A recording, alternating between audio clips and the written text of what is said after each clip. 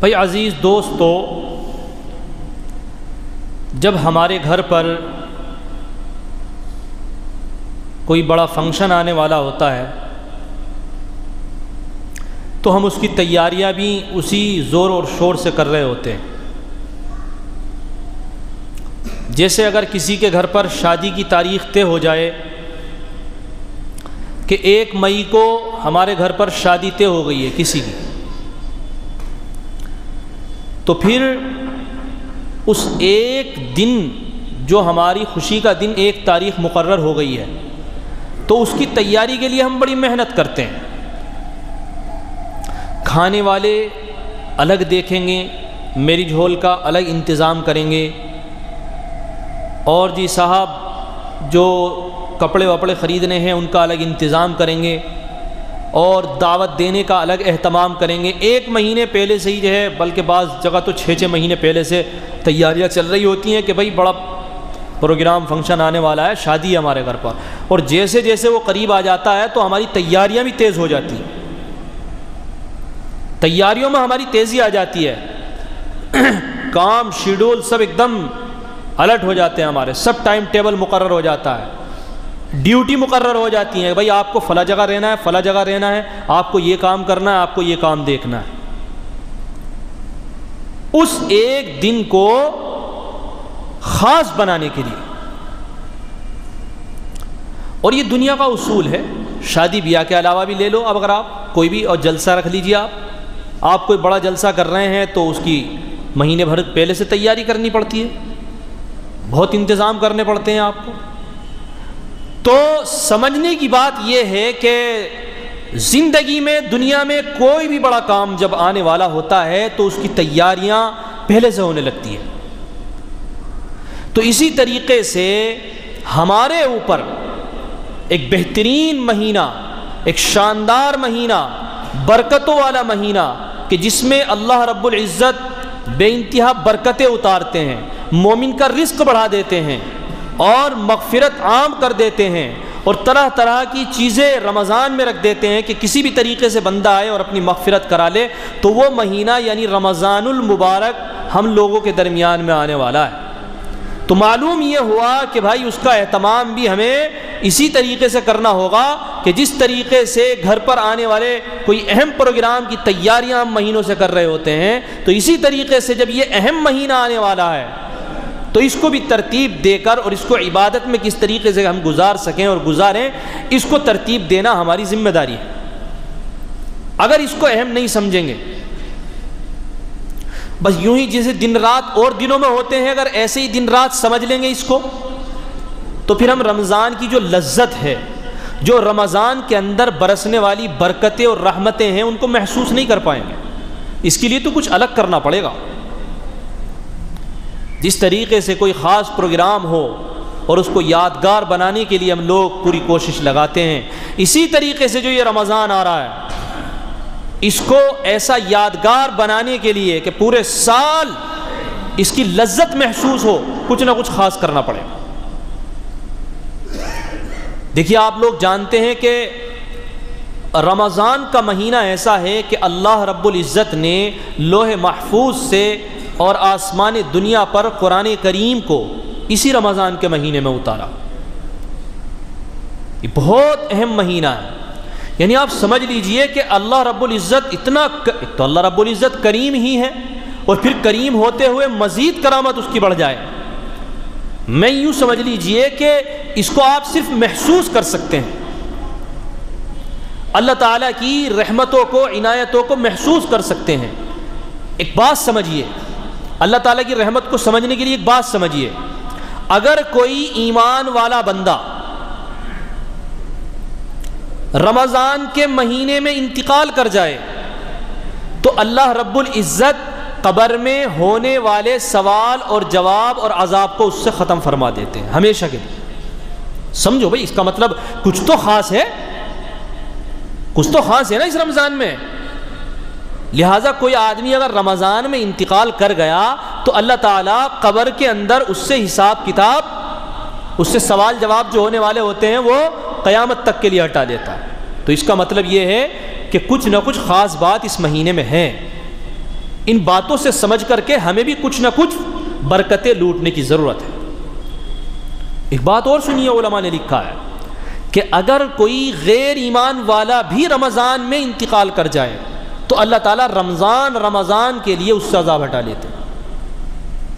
سمجھنے کی بات ہے، جبکہ کافر اور مشرکوں کے لیے تو سخت عذاب ہے کفر اور شرک کی وجہ سے، لیکن اس رمضان کے اندر اتنا مہربان اللہ اپناپنی کو بڑھا دیتا ہے کہ کافروں سے بھی رمضان کے لیے عذاب کو ہٹا لیتا ہے۔ تو اس کا مطلب کچھ تو خاص ہے اس رمضان میں۔ اس کے اندر سب سے اہم جو عبادت ہم لوگوں کو کرنے کے لیے اللہ کی طرف سے کہا گیا ہے وہ ہے روزے۔ جس طریقے سے ہم لوگوں پر نماز فرض کی گئی ہے، جناب محمد رسول اللہ صلی اللہ علیہ وسلم نے بیان فرمایا کہ بھائی دیکھیے، اسلام کی جو بنیادی چیزیں ہیں وہ 5 ہیں، یعنی اگر ان کو نکال دو تو ختم، کچھ نہیں۔ پھر سب سے پہلی ہے توحید، اللہ کو ایک ماننا اور جناب محمد رسول اللہ صلی اللہ علیہ وسلم کو اللہ کا نبی ماننا، ان کو آخری نبی تصور کرنا، سب سے پہلی چیز یہ ہے۔ اس کے بعد میں دوسری چیز ہے نماز کا قائم کرنا۔ نماز اگر زندگی سے نکل رہی ہے تو آپ کا ایمان اسلام مکمل نہیں ہے۔ بعض علماء نے یہاں تک لکھا ہے کہ نماز چھوڑنے والے کافر ہو جاتے ہیں۔ تو اس لیے جو لوگ بے نمازی ہیں، یہ رمضان کا مہینہ آ رہا ہے، اس سے پہلے تیاری کر کے اپنی نماز کا اہتمام کریں، ختم کر دیں اس غفلت والی زندگی کو، پکے نمازی بنیں۔ یہ جو میں چیزیں گنوا رہا ہوں نا، توحید، دوسرے نمبر پر نماز بہت اہم چیز ہے۔ نماز کے بغیر ہمارا کوئی تصور اور کوئی وجود نہیں ہے۔ ہماری محبت اللہ سے سچی ہے ہی نہیں اگر ہم لوگ نماز نہیں پڑھتے ہیں تو۔ اس لیے جو لوگ نماز چھوڑنے کے عادی ہیں وہ ابھی سے یہ عہد کر کے 5 وقت کی نماز کا ارادہ کریں۔ تیسری چیز بیان فرمایا زکوٰۃ کا ادا کرنا۔ اسلام کی جو بنیادی چیزیں ہیں ان میں سے توحید، نماز اور زکوٰۃ، اس زکوٰۃ کا ادا کرنا، زکوٰۃ بھی بہت اہم چیز ہے کہ اللہ رب العزت نے آپ کو جو مال دیا ہے آپ کی ضرورت سے زائد ہے، تجارت کا سامان ہے، تجارت کا پلاٹ ہے، یا تجارت کے لیے اور بھی کوئی آپ نے کام کر رکھا ہے، آپ کی دکان ہے اور ان کے اوپر سامان تجارت رکھا ہے، ان سب پر زکوٰۃ ہوتی ہے 2.5%۔ مسئلے پوچھنے کے لیے آپ کو معلوم کرنا پڑے گا، اتنی جلدی سمجھ میں نہیں آئیں گے۔ بعض لوگ اٹکل سے زکوٰۃ نکالتے ہیں کہ چلو اتنا ہے تو چلو اتنی نکال دیتے ہیں اور تھوڑی زیادہ ہی نکال دیں، اٹکل وٹکل نہیں چلا کرتی ہے۔ زکوٰۃ پورا ایک سسٹم ہے، اس کو معلوم کرنا چاہیے، اس کا حساب لگانا چاہیے، اور مکمل حساب لگانے کے لیے ایک ایک پیسے کی زکوٰۃ ادا کرنی چاہیے۔ اللہ رب العزت اس مال کو محفوظ فرما دیتے ہیں کہ جس مال کی زکوٰۃ نکالی جاتی ہے، اور اللہ رب العزت زکوٰۃ پابندی کے ساتھ نکالنے والوں کے مال میں اتنی برکت کرتا ہے کہ اللہ رب العزت ہر سال ان کے مال کو بڑھاتے چلے جاتے ہیں۔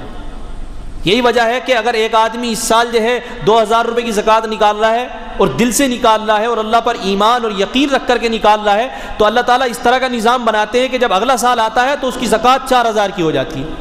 تو اس کا مطلب جو ہے ڈبل ہوا مال۔ تو زکوٰۃ بھی پوری نکالنی چاہیے، بچنا نہیں چاہیے۔ بہت سارے لوگ ہیں جو زکوٰۃ نہیں ادا کرتے ہیں، تو وہ اس چیز کا اہتمام کریں۔ یہ ساری چیزیں وہ ہیں جو اسلام کی بنیادی چیزیں ہیں، ان کے بغیر اسلام کا صحیح تصور نہیں کیا جا سکتا ہے۔ چوتھی چیز رمضان کا روزہ، اور 5ویں ہے بیت اللہ کا حج، اگر کوئی آدمی استطاعت رکھتا ہے۔ وہ بیان کرنے کا موقع نہیں ہے۔ رمضان کا روزے ہر امت پر فرض رہے ہیں، لیکن اس طریقے سے رمضان کے روزے یہ اس امت پر فرض ہیں۔ تو یہ رمضان کے مہینے کے روزے اسلام کی جو بنیادی جڑیں ہیں ان میں سے ایک ہے۔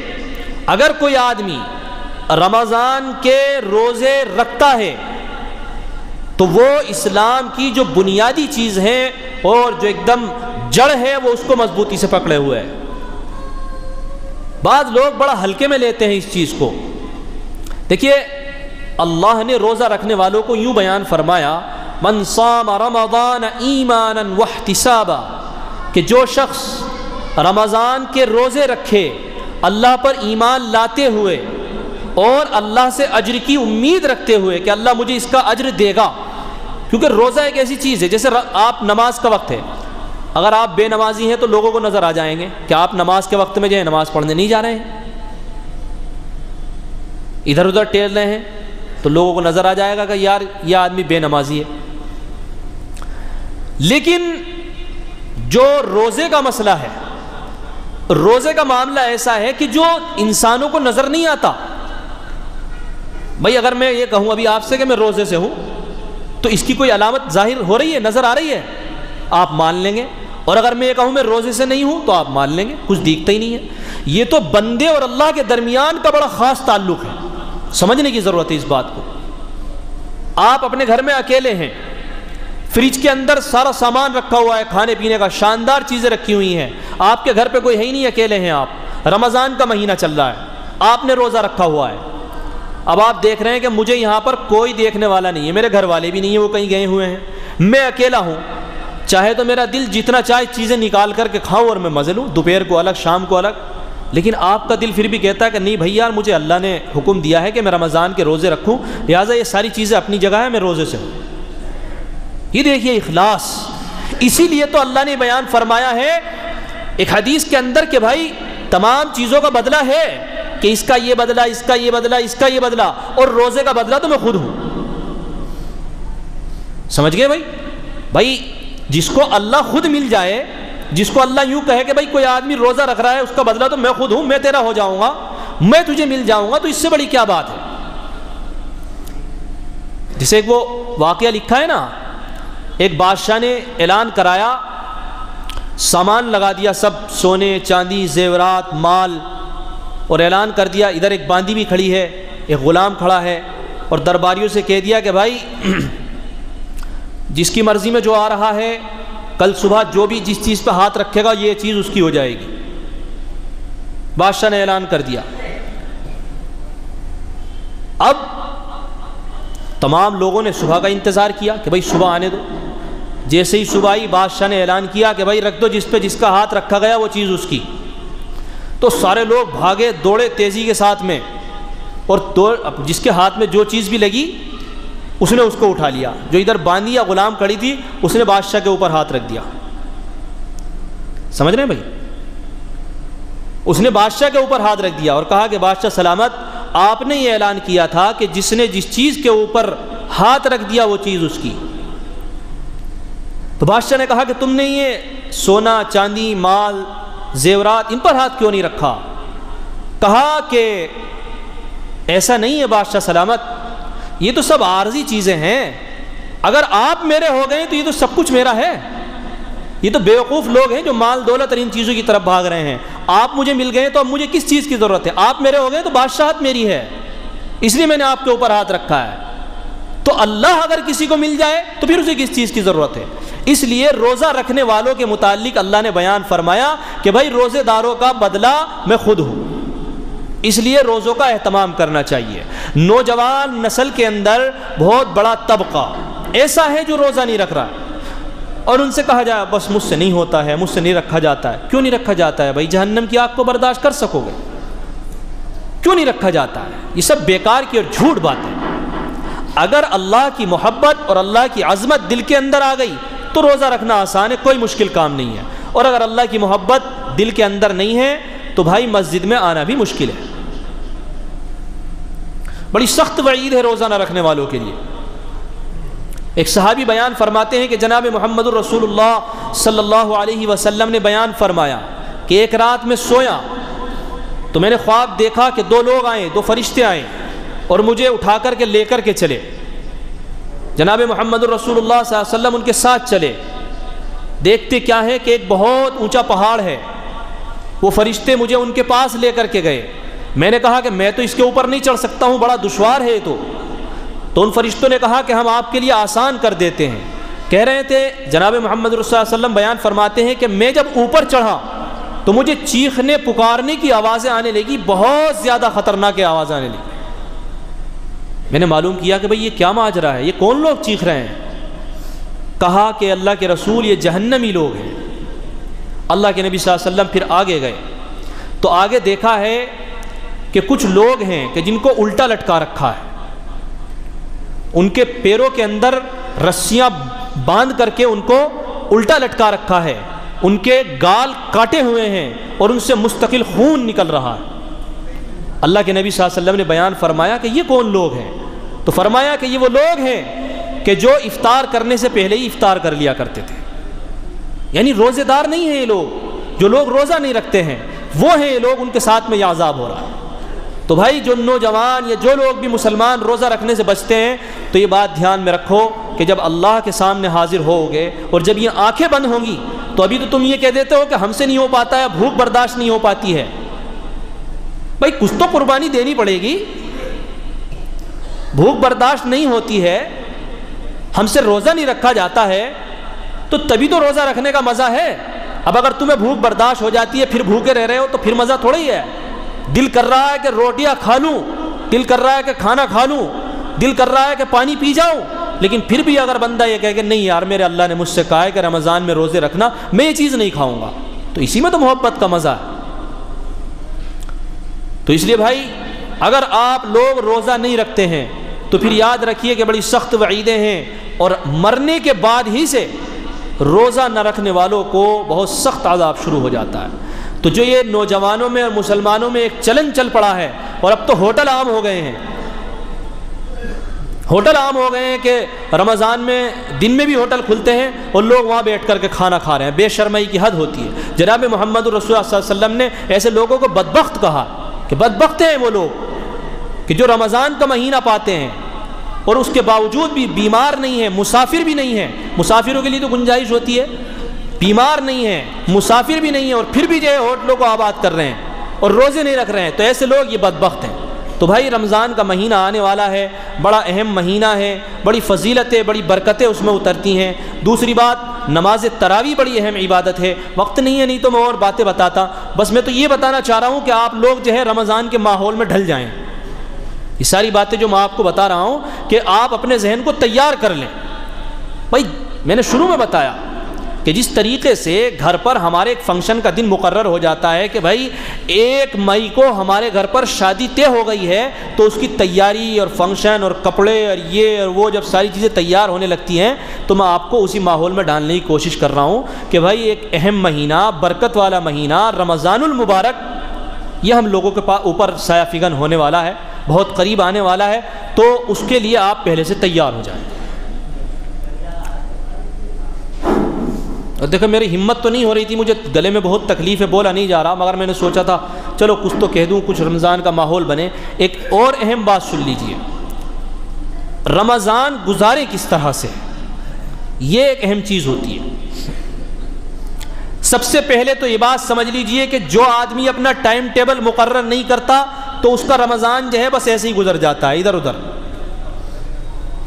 سب سے بہترین چیز یہ ہے اور سب سے اعلیٰ چیز یہ ہے کہ آپ اپنا ٹائم ٹیبل مقرر کریں۔